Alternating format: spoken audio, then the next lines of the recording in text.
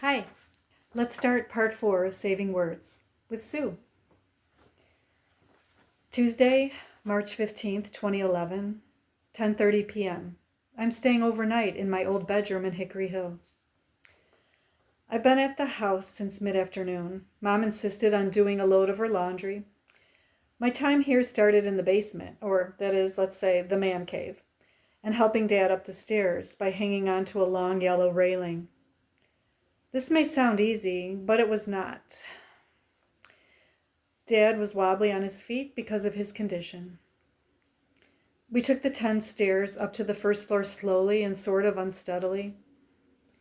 He gladly reached out for his walker at the top of the stairs, and then he lowered his body into the kitchen chair and rollers. Next, I helped move him into the bathroom to shave, brush his teeth, and onto the transfer bench in the shower. After that, he watched some TV, smoked his pipe, and now it's 10:47 p.m. and I'm ready to sleep. Wednesday, March 16th, 2011. I'm lying on my old bed again in Hickory Hills. Mom is preparing Dad's next distribution of his pills. He's downstairs watching a basketball game. He wants to come upstairs at 9. He has not slept all day. I don't know how he does it. Radiation begins tomorrow morning. I'm going to send, I'm just going to read a book and fall away from all of this for a while. Time to relax. Friday, March 18th, 2011. At my home in Park Ridge, Illinois, a northwest suburb of Chicago, about 35 minutes from Hickory Hills. Wow.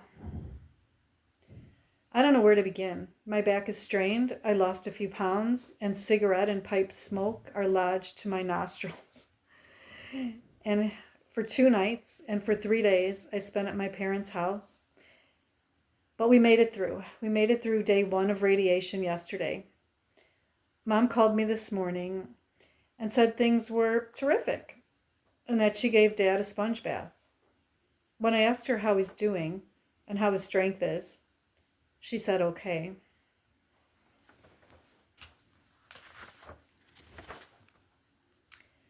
So Mom sounds good. She put Dad on the phone and he said he is in a state of euphoria. He said he's smoking his pipe in the kitchen, and they were waiting for Kath to arrive. All 3 of them plan to go to radiation day 2. Dad is a quiet man with a wry sense of humor, so I just smiled when he described his current situation as euphoric. I fell asleep on the couch, tucked under a soft fleece blanket. Nice to take this break as I await the next report. I wonder if Dad's legs will feel wooden or leaden again. His description of his legs yesterday after his treatment. I wonder how much mobility he had getting into the car this morning, even before the radiation. And of course, how much mobility after radiation, and then after the car ride home. God guide us. Saturday, March 19th, 2011. On the couch at home in Park Ridge. What a day. I was up at 6:15 a.m. for Michael's practice, and then Mike and I attended the volleyball parents meeting at the high school at 9 a.m. After we got home, I snatched our kitchen garbage bag and tossed it into the trash bin in our alley. Standing there, I took a moment and noticed my neighbor's garden. It was starting to come back to life. I had transplanted some of my hardy perennials there to create a pollinator haven. I grabbed my gardening gloves from our garage and bent over to clear the bits of old lilies and phlox and lots of dried alyssum and spent coneflowers. The sun's rays soothed my back and warmed my face and hair. Reluctantly, I left the garden at noon, said goodbye to my husband and son, and dove into traffic on Interstate 294 to be present for a family meeting at my parents' house an hour from now. 10 p.m. Earlier today, Kath, Steve, Mom, and I had convened in the living room around Dad in his wheelchair and tossed out our topics of concern. Top of the list, the man cave. We explained to Dad our fear of him falling down the stairs, even with our assistance. And we mentioned the possibility of him falling backward on one of us, therefore pinning 2 people on the return trip. Dad stoically agreed to no basement until his feet are working better. Then Dad took the floor. He asked us to hold off saying anything to the doctor about what he termed the heaviness in my feet. That was so that he could remain in the house and avoid placement into a nursing home. For a man who rarely asked for much of anything ever, such a humble and heartbreaking request cracked an unknown part of me. Of course, though, we all agreed with his wish. Disregarding Dad's radiation treatments, Steve suggested we ask the doctor for an assessment Wednesday night, which would be after 5 treatments. And Kath mentioned that she could leave tomorrow as a chaperone for her son's high school trip to Spain, as it had been scheduled and had come back. And she was able to come back early without incurring any penalty. So that was all good news. It's stressful to be away under the current circumstances. Mom is holding up, but I'm sure this is extremely tough on her.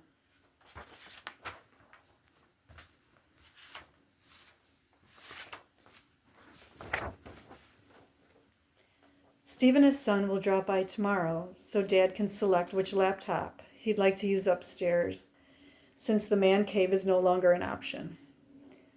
He'll use the laptop until he can manage the 10 steps and return to his desktop computer in the basement.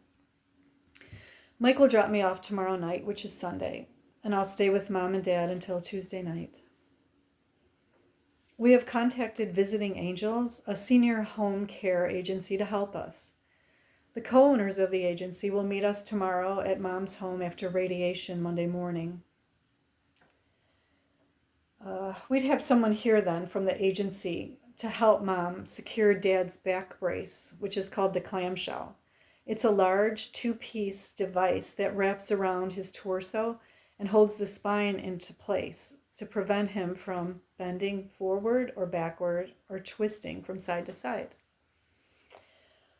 The visiting angel would also help get Dad out of bed and into the wheelchair and to the walker and to the car. She'd drive with Mom and Dad to radiation appointments and guide him out of the car into the facility, then resecure the clamshell brace and assist him back to the car. I wonder how Dad's feet and knees will hold up tomorrow, the next day, and the day after that. Where is all of this going? Daily life has morphed into something none of us recognize. But we keep going. We stay in touch with one another, and we do what needs to be done. I am so glad I cleared my neighbor's garden this afternoon. So grateful I completed one thing today. Monday, March 21, 2011. On the couch at my parents' house in Hickory Hills. Earlier this morning, Dad proclaimed, "Lunes azul." It means Blue Monday in Spanish. Dad likes to throw around different Spanish phrases that I've taught him over the years. So we kid each other and we use these phrases at different times. Who would have ever thought he'd be saying Lunes azul to express his feelings about Mom driving him to radiation treatment because his prostate cancer from 10 years ago had spread and caused him to collapse almost 2 weeks ago on Ash Wednesday. Another Spanish phrase I had taught Dad long ago was el grande choque, which means a big crash or accident. Also very fitting for today. Before we even got into the car on this Lunes Azul, we had some other excitement. An incident is more accurate. Let's just call it El Grande Choque. As we prepared to exit the house for the radiation treatment appointment, Pop, with Mom behind him, had maneuvered his walker to the front door and attempted to use it to help him step down through the door to the front stoop. They live in a 3-bedroom ranch home, so okay. However, as he directed the walker forward, he lost his balance and sank slowly backward into the door frame, taking my mom down with him. I watched outside. I watched this fiasco unfold. I had been waiting for them beside his wheelchair, which I had placed on the sidewalk outside. Now I bolted toward them. Pop gazed upward and asked me to push him back a little so he could regain some leverage to stand up and get off of Mom.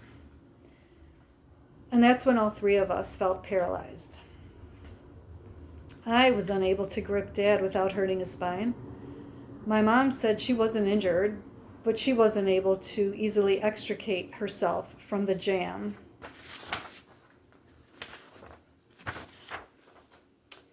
I rose and raced across the street to get help. Landing on the neighbor's doorstep, I stared at Sandy. I could see her right through the glass door. Immediately, she mouthed, "Do you need help?" Ah! I nodded, yes. I sprinted back to the house. This is the house I had lived in my entire childhood. Okay, now this is the house where my ailing Pop lay askew over his beloved bride, my 75-year-old mom. Okay, so Sandy's husband Tom and I jostled for a position to assist Pop and we were able to lift him off my mom's leg. Okay, thankfully, Mom and Pop were both fine, and Pop managed to safely jockey his tall self into the waiting wheelchair using the walker. I rolled him toward the car. However, as he attempted to stand to enter the vehicle, he grabbed the walker, lost his strength and balance, and sank onto the pavement. Tom and I lifted him carefully into the passenger seat. Then Mom drove us to radiation, day 3. She and I exited the car, and she asked for assistance at the front desk. 2 people came out to help us and get Pop up and out of the car. Okay, next, we encountered an unexpected change of plans at the hospital. First things first. The doctor wants to evaluate him before radiation treatment. So, we settled down and waited. We entered a quiet place inside ourselves. Soon after, we met with the radiation oncologist. He said that it looked like we were going backwards. He suggested we discontinue radiation, which can make the situation worse by increasing the risk of paralysis. His next statement was a recommendation to opt for surgery. He called the spine surgeon and asked me to talk with him on the phone. He too thought we were upping the risk with radiation, but added that surgery also had risks. In the end, both doctors concurred that surgery was the best way to proceed. They admitted Pop to Christ Hospital in Oak Lawn, Illinois. The surgeon said surgery would be scheduled in a few days. So, Pop is there now at Christ Hospital while Mom and I recline on our couch in the comfort of her home. I miss him so much after spending all this time with him the last couple of weeks. His presence is everywhere.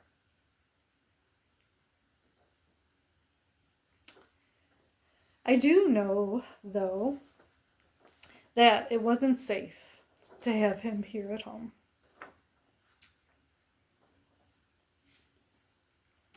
Anytime he could have fallen. There's so many times he could have fallen. In the kitchen, the hallway, the bedroom. But our backs have been tested. I pray that he is receiving good care at Christ Hospital. It's very hard not to be there beside him. Mom has fallen asleep, and I feel pretty bad. I see now what it's like to care 24/7 for someone ailing at home. I don't know what to say. How can I write that it is hard to care for my dad? It doesn't seem right. I love him so much and would do anything for him. I also feel that he needs more medical attention at this point. I wonder if the hospital can help with his circulation, hydration, constipation, and what little mobility he has left. I pray that he is in the right place. I really wish he were here. 9:20 p.m. It's really weird to occupy my old bedroom, sleeping here against the familiar wall because Dad is sick. I'm here to help both of them in whatever way possible. I never expected to be doing this. But how could I ever expected this? I've thought about death and dying a lot through my years, but I see that I've only considered it in the abstract. This makes me wonder how I am going to die. And I can't help but wonder how everyone else I know is going to die. Instant death seems preferable to a long, painful ordeal. But is it? And what about the feelings of all those we leave behind? After spending these weeks with my dad, I realized how unaware I've been of what others have gone through caring for their ill loved ones. And I had no idea this would be upsetting to my husband, who watched both of his parents die before he was even like 32 years old, before I ever met him. All of this feels so sad, not at all a comfort in any way. Where is my faith? Where is my faith? Right now, I just pray Pop is getting what he needs in the hospital to survive comfortably and peacefully. We have surgery facing us in 3 days. It's a fairly high-risk surgery as far as I can tell. Risk of paralysis and risk of death. How do you absorb that? I'm just hoping he is getting attention in room 678. Our family clings to and offers love and support, and it's not surprising if I look at how both of my parents have raised us and how they've lived their own lives. But I'd still rather have Dad healthy, back at home, smoking in his pipe, and working at his computer. Okay, that's it for now. Thank you so much. Namaste.